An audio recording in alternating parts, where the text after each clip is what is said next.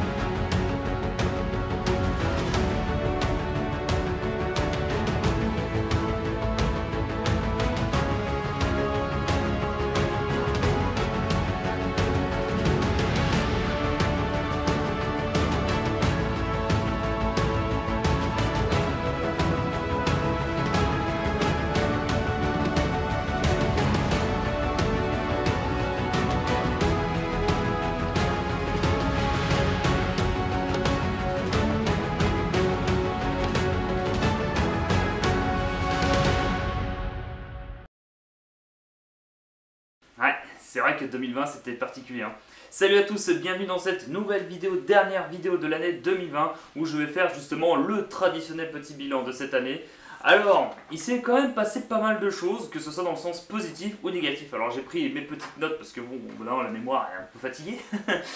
Alors, déjà il faut savoir que ça fait quasiment un an déjà que je suis de retour en France. Je suis rentré en France, ça c'était fin décembre l'année dernière, juste un petit peu avant Noël. Et donc du coup, je me suis dit, putain, en fait, cette année en France, elle est passée vraiment très très vite, donc à cause des divers événements et tout ça. J'avais prévu pas mal de choses, déjà, il fallait que, je sais pas si ça fait longtemps que tu es sur la chaîne, mais déjà, j'ai eu une grosse galère au Mexique.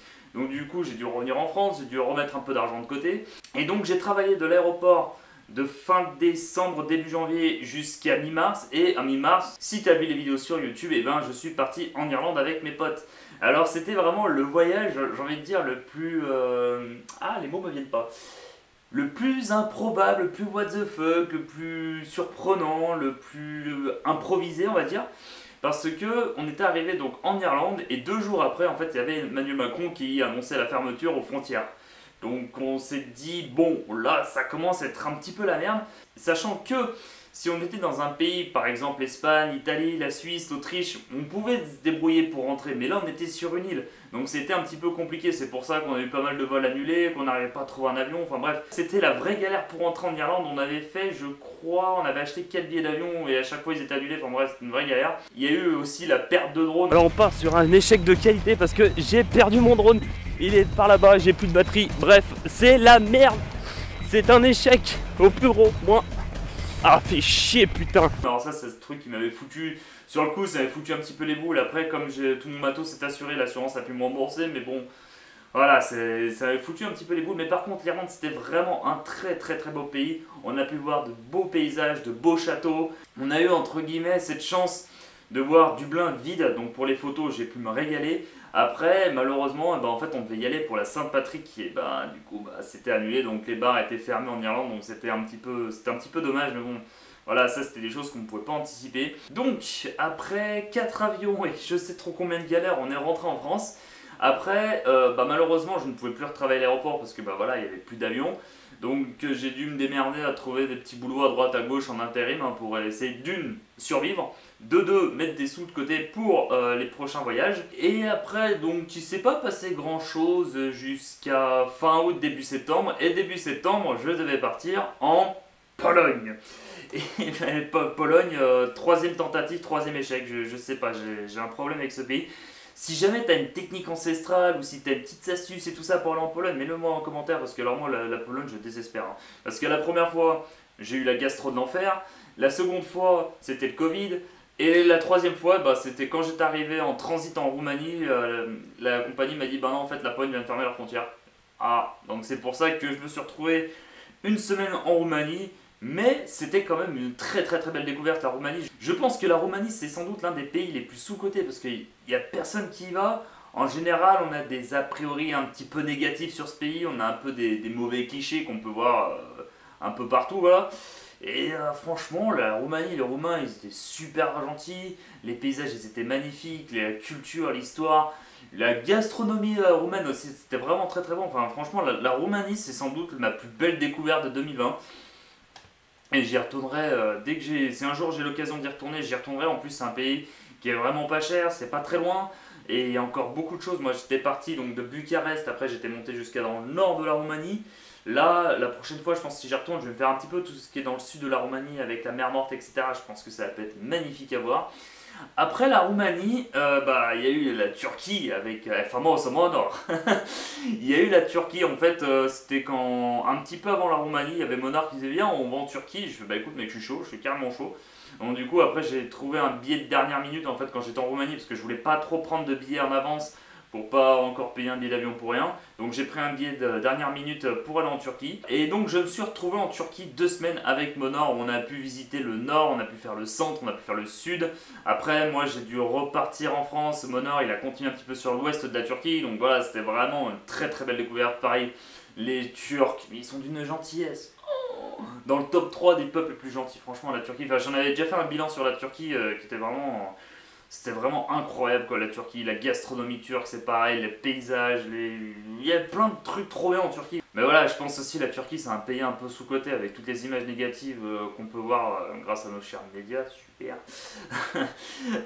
Du coup voilà, la Turquie c'était franchement, si un jour t'as l'occasion d'y aller, vas-y fonce en Turquie parce que franchement la Turquie c'était vraiment trop de la balle. Et après la Turquie donc je suis retourné en France pour comme d'habitude remettre de l'argent de côté et puis voilà, et là on est fin décembre.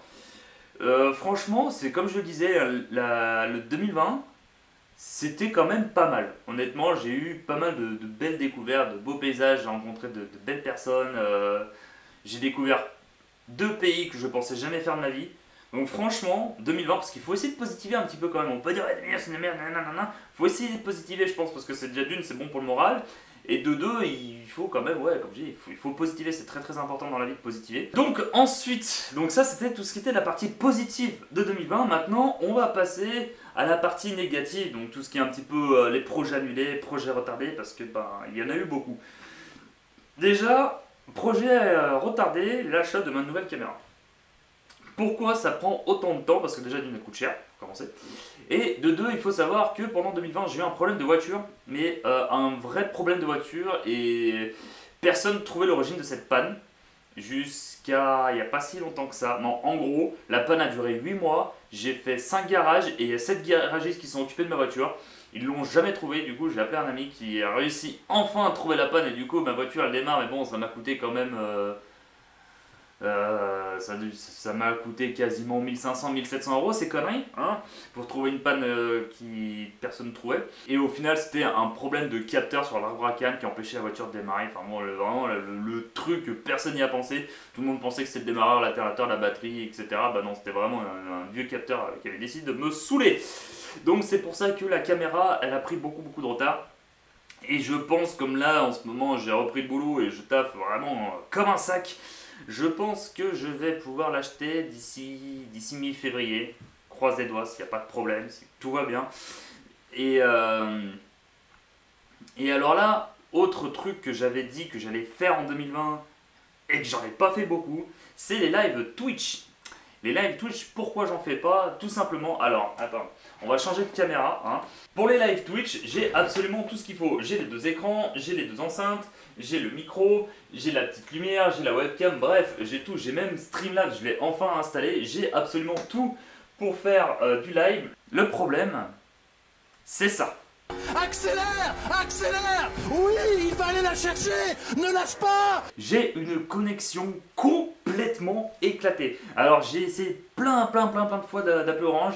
Et à chaque fois ils me disent ouais mais dans 48 heures ça sera mis d'aplomb. Frère, ça fait 7 mois, voire 8 mois que tu me dis dans 48 heures ça te d'aplomb. J'ai fait, je pense que chez Orange ils ont un problème d'espace-temps parce que 48 heures chez moi ça fait pas 6 mois. Enfin bref, c'est super long et je sais pas si un jour j'arrive à avoir une bonne connexion internet. Donc pour l'instant je continue d'en faire en voyage, mais ce qui est dommage c'est que j'ai plein de projets sur Twitch à faire. J'aimerais bien développer le live parce que j'adore faire ça, j'ai pris vraiment goût parce que j'en avais fait pas mal quand j'étais en Roumanie et en Turquie.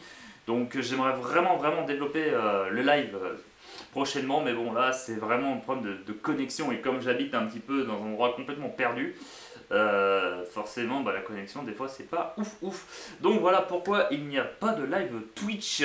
Après, un projet annulé, je crois que celui-là c'est celui qui m'a foutu le plus les boules. Parce que il y a des projets qui sont annulés mais tu peux reporter un petit peu dans le temps. Celui-là on va te dire d'un point de vue symbolique, ça va être très compliqué de le reporter dans le temps. Comme tu dois le savoir sans doute si tu me suis sur Twitch ou même des fois sur Instagram, je suis un très grand fan de la Formule 1 grâce à ma mère depuis que j'ai je sais pas, depuis que j'ai au moins 5-6 ans, je regarde chaque dimanche les Grands Prix. Et ma mère en fait si tu veux, elle avait un idole qui s'appelait Ayrton Senna. Donc ça je pense que même ceux qui ne s'intéressent pas à la Formule 1, je pense que le nom Ayrton Senna ça doit taper dans l'esprit. Et en fait, donc moi aussi je suis accessoirement un grand fan de ce pilote que je n'ai jamais connu parce qu'il est mort 2 mois avant ma naissance. Et du coup je voulais faire une sorte de documentaire sur Ayrton Senna pour les 25 ans de sa mort. Donc je voulais aller à Imola, donc là où il s'est crashé en Formule 1. Et après je devais partir au Brésil, à Sao Paulo, c'est là où il est né, là où il a grandi, là où il est enterré accessoirement. Donc voilà, je voulais vraiment faire un espèce de documentaire de 30-40 minutes sur la vie d'Ayrton Senna, qui est un mec absolument incroyable d'ailleurs, pour dire à quel point je l'apprécie. Hop là, cette superbe photo qui est quand même très connue de Ayrton Senna. Si je dis pas de bêtises, il me semble que c'était pour le Grand Prix du Japon de 1989. Voilà. Donc voilà, donc Ayrton Senna, ouais, c'est vraiment quelqu'un que j'admire et que j'adore, même si j'ai jamais connu. Donc voilà, c'est pour ça, et comme je le disais, c'était symbolique, c'était pour les 25 ans de sa mort. Je peux très bien faire pour les 26, 27, 28, mais voilà, 25, c'est un petit peu le quart de siècle et tout ça. Donc ça, j'avoue, ça m'a bien foutu les boules. Sachant que le Brésil, il y a eu 2 problèmes. Donc il y a eu, comme beaucoup de pays, le Covid-19, et puis il y a eu un peu des guerres civiles, des conflits à cause de Joyce Bolsonaro. Comment il s'appelle le vilain méchant là? Bolsonaro, je crois, hein. C'est ça, bref, le président brésilien. Et donc du coup, voilà, pour moi c'était mission impossible d'aller là-bas. Et j'ai un autre projet, celui-là je ne veux pas le teaser, parce qu'il va prendre du temps, mais ça va être sans doute une expérience incroyable pour moi. Tout est dans cette petite pochette là. Et pour l'instant, voilà, ça a pris du retard parce que forcément c'est fermé à cause du Covid-19 et tout ça, mais ça peut être vraiment. Je pense que même, je le tease d'avance, hein, je pense que ça sera vraiment une de mes plus belles vidéos en 2021. Mais voilà, ça va prendre aussi un petit peu de temps. Et au niveau voyage, à la base, je devais retourner en Irlande avec les mêmes potes de mars dernier parce qu'en fait, EasyJet, comme ils ont annulé notre vol, ils nous ont reprogrammé un vol. Le problème, c'est qu'ils nous l'ont annulé la semaine dernière. Donc, on a fait une réunion de crise, hein, comme on faisait un petit peu en Irlande, à chaque fois quand on avait un avion annulé ou un truc comme ça, on disait réunion de crise et on se rassemblait, on discutait parce que c'était un petit peu la merde. Là c'est un petit peu pareil, parce qu'on a du coup on a posé nos vacances, on a notre budget, tout ça, donc on a tout, mais on n'a pas de destination. Et en fait, donc chacun a proposé un plan, donc j'ai un de mes potes qui a proposé ici, un autre qui a proposé ça, et moi j'ai proposé le mien. Je ne vais pas le dire pour l'instant parce qu'encore une fois on ne sait pas trop comment ça va se passer. Mais normalement aux alentours de mi-mars je repars à peu près 2 semaines, 3 semaines. Je ne sais pas trop comment ça va se passer. Et je vais faire plusieurs pays. Donc je vais essayer, je dis bien essayer parce que c'était vraiment un petit peu compliqué de faire ça quand j'étais en Roumanie et en Turquie. De faire un vlog par jour, sachant que là je vais être avec mes potes. Des fois on va se taper des journées de route. Enfin ça va être très compliqué. Parce que même si on fait une journée de route, j'ai pas envie de faire un vlog, ouais, bon aujourd'hui on roule pendant 10 heures, voilà, ça sert à rien. Donc je vais voir un petit peu comment ça va se passer, si c'est pas un vlog par jour, c'est un vlog tous les 2 jours. Mais voilà, comme je le disais, on va bien envoyer du lourd au niveau vidéo parce que j'adore faire ça, c'est vraiment un truc qui est devenu passionnant pour moi de faire la vidéo. Donc voilà, sachant qu'en 2021, oui, il y aura des voyages, il y aura de la vidéo, il y aura des projets. Donc voilà, c'est un petit peu tout ce que j'avais à dire pour 2020. Donc voilà, donc tout ce que j'ai dit là, ces projets, je le dis encore une fois, il faut les prendre entre pincettes. Parce que 2020, ce n'est peut-être qu'un avertissement avant 2021.